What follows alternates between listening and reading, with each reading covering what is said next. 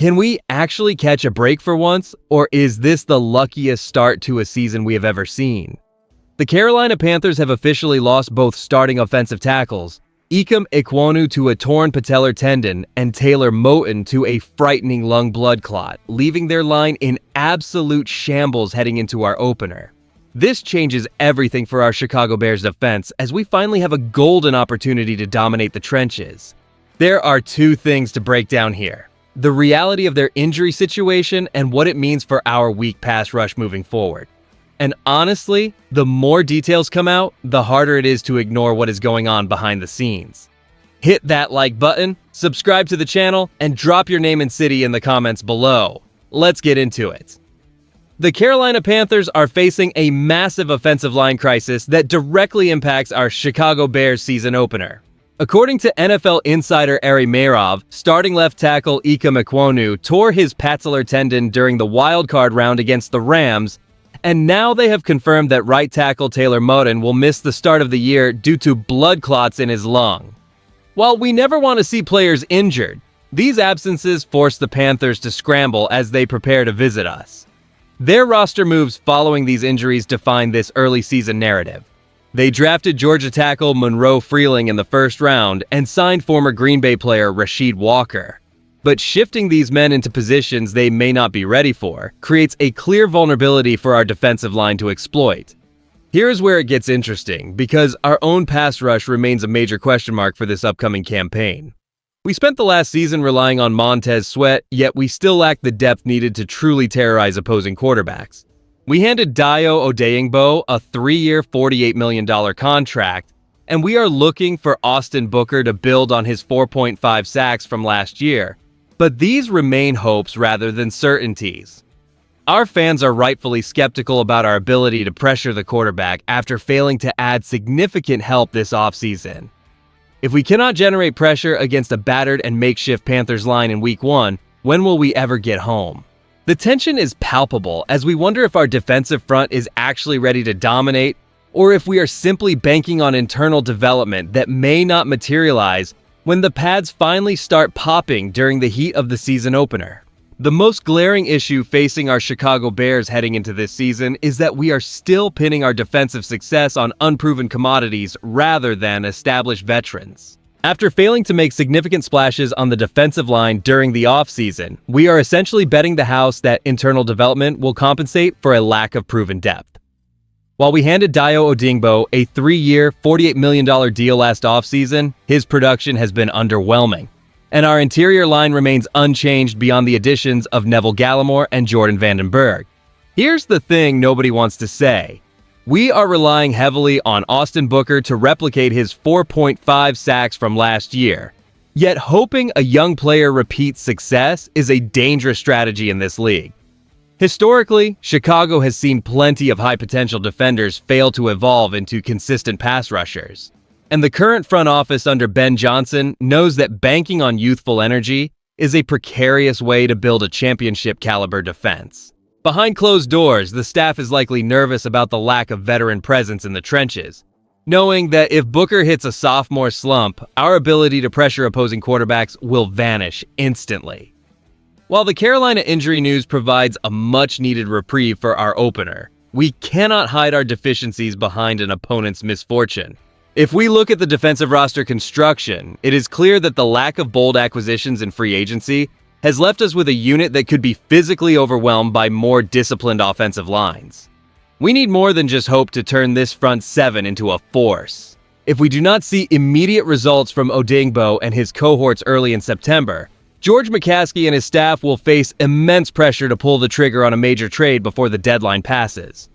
Now that we have covered the injury updates, let us look at the bigger picture. Here is what people are missing when we analyze how these roster changes impact our outlook for the upcoming season. For the Chicago Bears, this news is significant because it provides a much-needed buffer for our defensive unit as they find their identity under Ben Johnson. While we have concerns about our pass rush depth, facing a Carolina line missing both primary tackles simplifies our defensive game plan for that crucial season opener. Instead of facing established veterans, we will likely test our pass rushers against Monroe Freeling or Rasheed Walker. This shift forces Carolina to scramble with their protection schemes, and that is exactly the kind of early break this team needs to build momentum. If Montez Sweat and Austin Booker can capitalize on this mismatch, we might see the confidence boost required to carry this defense through the early weeks. These injuries certainly level the playing field, but they also highlight our lack of proven depth on the edge. By relying on internal progression from players like Dayo Odeyingbo, rather than making aggressive moves in the offseason, we have put ourselves in a position where we must win individual battles to keep playoff hopes alive. Our standing against divisional rivals hinges on our ability to generate pressure consistently without needing to blitz every single down. If our pass rushers cannot dominate a depleted Carolina front, it raises red flags about how we will handle more balanced attacks later in the year. Ultimately, this matchup is not just about a simple win. It is a vital measuring stick for our defensive line development. If we dominate the trenches, we solidify our early trajectory, but if we struggle, management may face increased pressure to address the pass rush before the trade deadline arrives. The Carolina Panthers face a daunting reality after losing tackles Ikem Ekwonu and Taylor Moton. And while some see this as a free win, we should remain cautious. The clear upside for the Bears is that a decimated opposing line simplifies our defensive assignments, allowing our pass rushers to exploit a significant lack of continuity on the edge. By forcing backup players to face our rotation, we create a prime environment for our defensive ends to establish rhythm early in the season. This is where it gets real though, because we cannot ignore the inherent risk of complacency. Carolina has invested heavily in Monroe Freeling and added the experienced Rasheed Walker, meaning they have a concrete plan to patch these holes rather than simply rolling over. While Ari Meirov notes that Moton is responding well to treatment, the sheer uncertainty of a line playing with new chemistry provides them with a blank slate that could actually surprise us if our own pass rush fails to generate consistent pressure.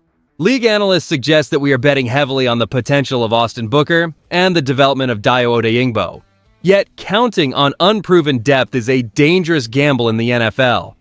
Some wonder if we should have been more aggressive in the trade market to target players like Alex Highsmith or Josh Sweat, instead of trusting the current roster. The way I see it, while it is easy to get excited about the opponent's injury report, expecting an automatic victory is a mistake. I personally think the skepticism regarding our lack of defensive reinforcements is valid. And even if Carolina is vulnerable, our own performance in the trenches remains the ultimate question mark.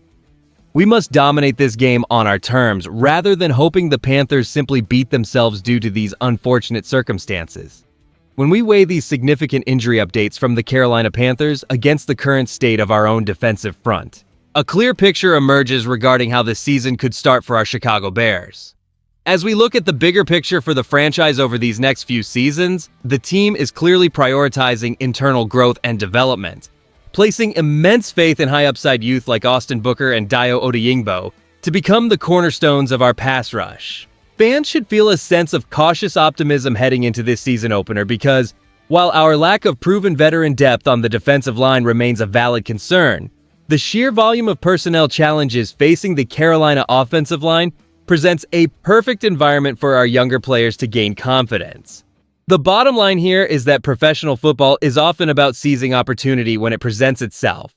And this Week 1 matchup offers us exactly that. Even with the Panthers signing Rasheed Walker and drafting Monroe Freeling to mitigate their losses, asking new starters to protect their quarterback against an NFL defense is a tall order. We should expect our defensive unit to come out aggressive, utilizing the lack of chemistry on the opposing line to dictate the pace of the game from the very first snap. It is vital that we see real production from our defensive ends early to validate the front office decision to stand pat rather than pursuing high-priced free agents. Looking at the depth chart, do you believe that Austin Booker will secure more than 6.0 sacks during his initial breakout season? If you enjoyed the video, do not forget to like it and subscribe to the channel. Bear down. I'll see you in the next one.